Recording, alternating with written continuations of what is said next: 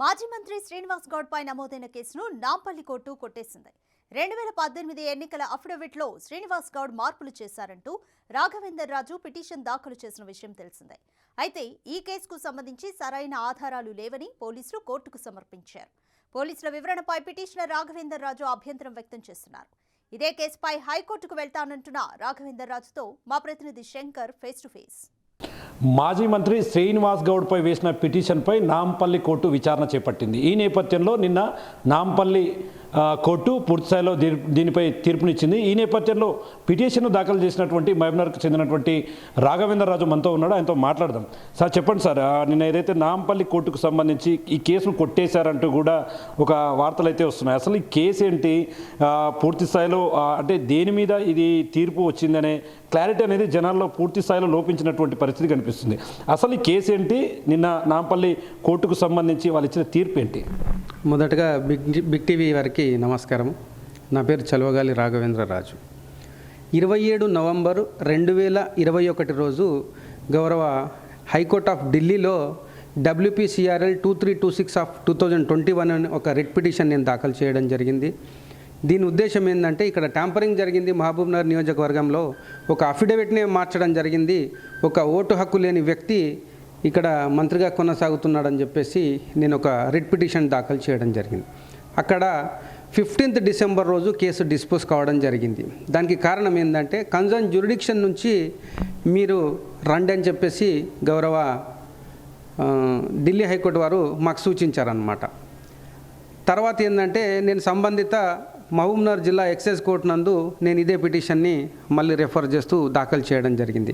గౌరవ excise court ఏం సూచించిందంటే, ఇది జ్యూరిడిక్షన్ వచ్చేసి 2 టౌన్ పోలీస్ స్టేషన్ పరిధికి వస్తుంది కాబట్టి కింద ఎక్సైజ్ కోర్టు పైన ఉంటుంది మహబూబ్నగర్లో, కింద 2 టౌన్కి సంబంధించిన కేసెస్ చూసే JMFC గారు ఫస్ట్ క్లాస్ మెజిస్ట్రేట్ గారి దగ్గరికి వెళ్ళమని ఇచ్చారు. అక్కడ మాకు జస్టిస్ శ్రీదేవి గారు ఒక స్పీకింగ్ ఆర్డర్ ఇచ్చారు. ఈ కేసు వచ్చేసి మా పరిధిలోకి రాదు, ఇవి 7 సంవత్సరాల కన్నా పైబడే సెక్షన్స్ ఉన్న శిక్షలు పడతాయి కాబట్టి నేను హ్యాండిల్ చేయలేనని ఒక స్పీకింగ్ ఆర్డర్ ఇవ్వడం జరిగింది. నేను అప్పుడు MP MLA special court Nampally కోర్టుకు నేను వెళ్ళగా వారు కూడా ఈ కేసు ఒకసారి మనోరంజన్ కాంప్లెక్స్లో ఉన్న ఎక్సైజ్ కోర్ట్ ఆఫ్ ఈ నాంపల్లిలో ఉన్న దానికి రెఫర్ చేశారనమాట. నేను మళ్ళీ అక్కడ ఆ కోర్టుకు వెళ్ళగా జస్టిస్ మణికంఠ గారు మాకు ఒక స్పీకింగ్ ఆర్డర్ ఇవ్వడం జరిగింది. ఏమనంటే, ఇది 7 సంవత్సరాల కన్నా ఎక్కువ పైబడే శిక్షలు ఉన్న కేసులు కాబట్టి గౌరవ నాంపల్లి కోర్టే ఈ కేసులు చూడాల్సి ఉంటుందని వారు మాకు స్పీకింగ్ ఆర్డర్ ఇచ్చి, ఇవన్నీ లెటర్స్ తీసుకెళ్ళి స్పీకింగ్ ఆర్డర్స్ అన్నీ తీసుకెళ్ళి మేము గౌరవ నాంపల్లి స్పెషల్ కోర్టు నందు మేము 2022లోనే మేము దాఖలు చేయడం జరిగింది. అక్కడ సంవత్సర కాలం పాటు గౌరవ జడ్జి గారి ముందు ఈ కేసు పెండింగ్లోనే ఉండగా నేను ఏప్రిల్ నెలలో WP నెంబర్ 9850 ఆఫ్ 2023 అనే ఒక రిట్ పిటిషన్ దాఖలు చేస్తూ ఈ కేసును డిస్పోజ్ చేయాల్సిందిగా గౌరవ MP MLA స్పెషల్ కోర్టుకు ఆదేశాలు ఇవ్వాల్సిందిగా నేను గౌరవ హైకోర్టులో అభ్యర్థించడం జరిగింది. గౌరవ కోర్టు వారి సూచనల మేరకు జస్టిస్ జయకుమార్ గారు ఈ ఒక ఆర్డర్ ఇవ్వడం జరిగింది. 31 జూలై 2023 రోజు ఇక్కడ సంబంధిత అందరి బాధ్యులపై కేసు నమోదు చేయాల్సిందిగా ఒక ఆర్డర్ ఇవ్వడం జరిగింది. ఆ ఆర్డర్ ఇచ్చిన 11 డేస్ వరకు కూడా గౌరవ 2 టౌన్ పోలీసులు కేసు నమోదు చేయకపోయేసరికి మళ్ళీ నేను ఒక కంటెంప్ట్ కేసు వేయడం జరిగింది. కోర్టు ఆదేశాలను ధిక్కరిస్తూ 2 టౌన్ SHO గారు కేసు బుక్ చేయడం లేదని నేను మళ్ళీ కోర్టును అభ్యర్థించినచో వారు PP గారిని పిలిచి, మీరు కంటెంప్ట్ ప్రొసీడింగ్స్ తీసుకోవాలా, FIR చేస్తారని గౌరవ జడ్జి గారు సూచనల మేరకు అదే రోజు క్రైమ్ నెంబర్ 241 ఆఫ్ 2023 అని ఒక క్రిమినల్ కేసు బుక్ అవ్వడం జరిగింది. ఆ కేసును మన SHO the great 2 town police station CI గారు 24 గంటలలో 2200 కిలోమీటర్లు తిరిగి చాలా ఆశ్చర్యకరంగా మిస్టేక్ ఆఫ్ ఫ్యాక్ట్స్ కింద ఈ కేసును హై పొలిటికల్ ప్రెజర్, అప్పటి BRS ప్రభుత్వం పెట్టిన పొలిటికల్ ప్రెజర్ని తట్టుకోలేక, ఎందుకంటే the rarest case of in India ఈ కేసు కాబట్టి, ఒక CEC A2 ముద్దాయిగా ఉన్నాడు కాబట్టి అట్లాంటి IAS ఆఫీసర్లు 4 IAS ఆఫీసర్లు ఉన్నారు. దీంట్లో శశాంక్ గోయల్ గారు ఉన్నారు, మాజీ CEOగా చేశారు మన తెలంగాణకి. రోనాల్డ్ రోజ్ గారు ఉన్నారు, వెంకట్రావు గారు ఉన్నారు, చాలామంది IASలు ఉన్నారు, ఇన్వాల్వ్ ఉన్నారు. దీంట్లో జె శ్రీనివాస్ అని ఒక RDO ఉన్నాడు, పద్మశ్రీ అని ఒక RDO ఉంది, చాలామంది అధికారులు దీంట్లో ఉన్నారు. వీరందరినీ అట్లా అట్ ద సేమ్ టైం వారితో పాటు అప్పుడు ఫోర్స్లో ఉన్న మాజీ మంత్రి శ్రీనివాస్ గౌడ్ గారు అనే వ్యక్తి ఉన్నారు కాబట్టి వారందరినీ కాపాడే ప్రయత్నంలో మిస్టేక్ ఆఫ్ ఫ్యాక్ట్స్ కింద క్రైమ్ నెంబర్ 241 ఆఫ్ 2023ని క్లోజ్ చేస్తూ గౌరవ ఎంపీ ఎమ్మెల్యేస్ కోర్టులో 24 అవర్స్లో ఈ పిటిషన్ వారు మూవ్ చేసి ఎస్హెచ్ఓ గారు గౌరవ కోర్టుకు సమర్పించారు. దీని మీద సుదీర్ఘ వాదనలు 6 నెలల వాదనలు దాదాపు జరిగాక గౌరవ జడ్జి గారు ఎస్హెచ్ఓ 2 టౌన్ గారు చేసింది మెయింటైనబుల్ కాదు, 24 అవర్స్లో ఇంత పెద్ద కేసు విచారణ చేయడం సాధ్యం కాదని చెప్పేసి వారేసిన పిటిషన్ను కొట్టేశారు.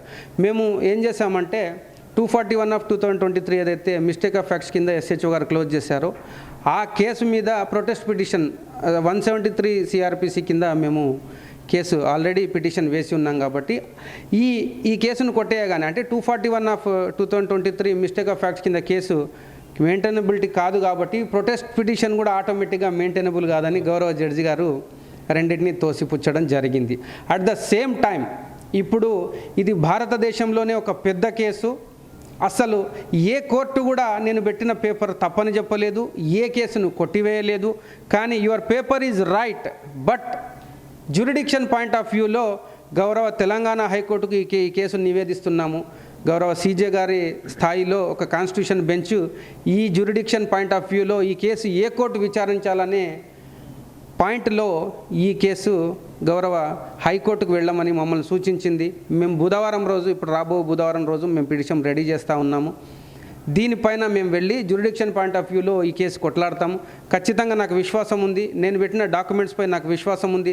నేను అన్ని గవర్నమెంట్ రిలేటెడ్ డాక్యుమెంట్స్ పెట్టినా కాబట్టి ఖచ్చితంగా ఈ కేసు గెలుస్తాను. సంబంధిత అధికారులందరికీ శిక్ష పడే వరకు ఈ చలవగాలి రాఘవేంద్ర రాజు అనబడే వ్యక్తి న్యాయ పోరాటం కొనసాగుతుందని, ఎంతటి వారున్నా నన్ను ఎన్నో బెదిరింపులకు గురి చేశారు, ఎన్నో అరాచకాలు సృష్టించినా కూడా నేను ఈ రోజు వరకు భయపడలేదు. ఆ భగవంతుడి దయ వల్ల గౌరవనీయులైన అనుముల రేవంత్ రెడ్డి అన్న గారు ముఖ్యమంత్రిగా వచ్చినందుకు చాలా సంతోషపడుతున్నాను. వారు కూడా అక్రమాలను అన్యాయాలను సహించరు. ఖచ్చితంగా వారి సపోర్ట్ కూడా నాకు ఉంటుందని నేను ఆశాభావం వ్యక్తం చేస్తూ ఉన్నాను. అన్న, ఇప్పుడు 2018 ఎన్నికల అఫిడవిట్లో తప్పుడు తడకలు ఉన్నాయంటూ కూడా మీరు ఒకటి సబ్మిట్ చేశారు. దీనికి సంబంధించి ఓవరాల్గా కొంతమంది ఆఫీసర్స్ అంతా కూడా దీంట్లో ఇంక్లూడ్ చేస్తూ కూడా మీరు పిటిషన్ ఇచ్చారు. అంటే నిన్న నాంపల్లి కోర్టు ఏం చెప్పిందంటే ఈ పిటిషన్ను కొట్టేస్తున్నాము, అంటే పిటిషను ఈ పూర్తి స్థాయిలో దీన్ని క్లియర్ చేస్తున్నాము, హైకోర్టుకు వెళ్ళమంటూ కూడా ఆదేశాలు ఇచ్చినట్టుగా తెలుస్తుంది. అంటే ఒక కన్ఫ్యూజన్ వాతావరణం. ఓవరాల్గా ఈ కేసు ఇక్కడితో క్లోజ్ అయినట్ట, కేసు లేదని అంటే కోర్టు చెప్పినటువంటి దాన్ని ఎట్లా తీసుకోవాలి? అంటే కేసు ఉన్నట్ట లేనట్ట? చాలామందికి చాలా మంచి ప్రశ్న అడిగారు మీరు. తెలంగాణ ప్రజలందరికీ కూడా ఈ ప్రశ్న కొంచెం డౌట్ఫుల్గా ఉంది.